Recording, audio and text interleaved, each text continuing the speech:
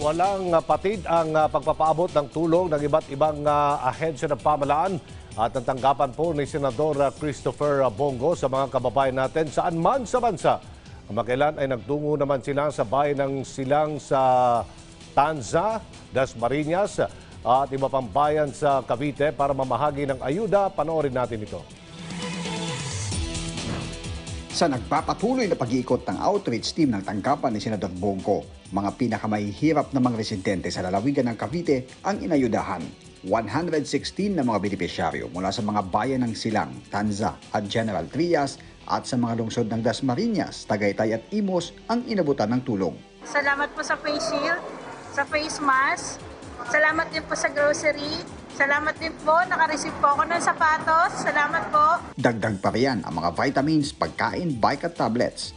Ayon sa Senador, labis na mapaghamon ng panahon ngayong may pandemic, lalo na sa mga pinakamahihirap na residente, kaya marapat lang na may kaagapay sila. Alam ko pong nahirapan kayo ngayon.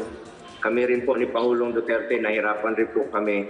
Subalit kayo po nagbibigay lakas sa amin para magtrabaho pa po at ng serbisyo pa po ng maayos sa inyo para malampasan po itong pandemya nito. Kaya ang mga benepisyaryo abot langit ang pasasalamat dahil aktibo ang Duterte administration sa pagtugon sa kanilang mga pangangailangan. Serbisyon totoo at napakabilis ng kanilang pagtulong at pagtugon. Isang text mo lang sa kanila, sumasagot agad sila. At ito na po ang ebidensya na nakatanggap po ako ng tulong mula sa kanila. Isa sila sa ginamit ng Diyos upang matulungan ng mga katulad namin na kapos sa pang-araw-araw na pamumuhay. Bukod sa tulong ni Go, ang DSWD ay may hiwalay namang ayuda sa mga benepisyaryo. Pinuri din ng Senador ang mga lokal na opisyal ng lalawigan, mga lungsod at bayan sa kanilang pagmamalasakit sa mga nangangailangan.